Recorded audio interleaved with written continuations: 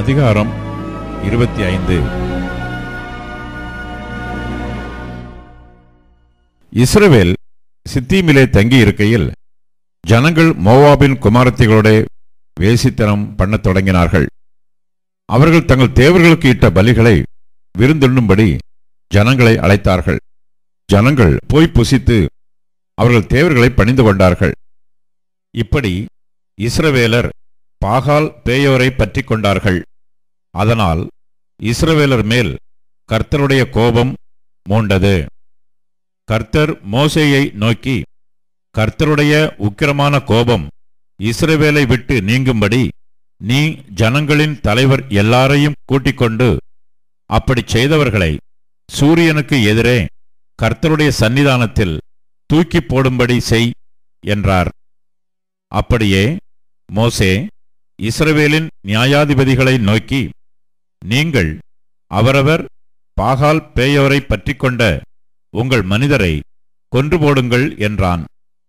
அப்பொழுது மோசேயும் இஸ்ரவேல் புத்திரராகிய சபையார் அனைவரும் ஆசரிப்பு கூடார வாசலுக்கு முன்பாக அழுதுகொண்டு நிற்கையில் அவர்கள் கண்களுக்கு முன்பாக இஸ்ரவேல் புத்திரரில் ஒருவன் ஒரு மீதியானிய ஸ்திரீயை தன் சகோதரரிடத்திலே அழைத்து கொண்டு வந்தான்.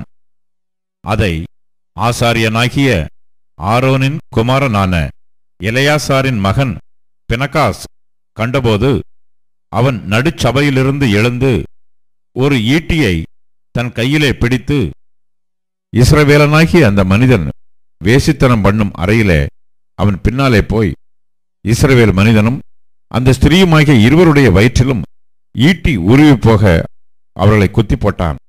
அப்பொழுது இஸ்ரவேல் புத்திரரில் உண்டான வாதை நின்று போயிற்று. அந்த வாதையால் செத்தவர்கள் 24,000 பேர். கர்த்தர் மோசேயை நோக்கி, நான் என் எரிச்சலில் இஸ்ரவேல் புத்திரரை நிர்மூலமாக்காதபடிக்கு ஆசாரியனாகிய ஆரோனின் குமாரனான எலெயாசாரின் மகன் பினகாஸ் என் நிமித்தம் அவர்கள் நடுவில் பக்தி வைராக்கியம் காண்பித்ததினால் இஸ்ரவேல் புத்திரர் மேல் உண்டான என் உக்கிரத்தை திருப்பினான். ஆகையால் இதோ அவனுக்கு என் சமாதானத்தின் உடன்படிக்கையை கட்டளையிடுகிறேன்.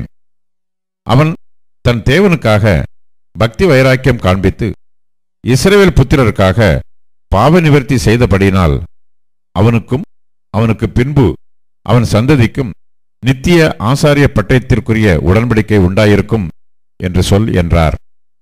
மீதியானிய ஸ்திரீயோட குத்துண்டு செத்த இஸ்ரவேல் மனிதனுடைய பேர் சிம்ரி. அவன் சல்லூவின் குமாரனும் சிமியோனியரின் தகப்பன் வம்சத்தில் ஒரு பிரபுவுமாயிருந்தான். குத்துண்ட மீதியானிய ஸ்திரீயின் பேர் கஸ்பி. அவள் சூரின் குமாரத்தி. அவன் மீதியானருடைய தகப்பன் வம்சத்தாரான ஜனங்களுக்கு தலைவனாயிருந்தான்.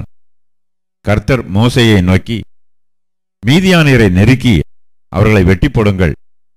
பேயோரின் சங்கதியிலும் பேயோரின் நிமித்தம் வாதையுண்டான நாளிலே குத்துண்ட அவர்கள் சகோதரியாகிய கஸ்பி என்னும் மீதியான் பிரபுவனுடைய குமாரத்தியின் சங்கதியிலும் அவர்கள் உங்களுக்கு செய்த சற்பனைகளினால் உங்களை மோசம் போக்கி நெருக்கினார்களே என்றார்.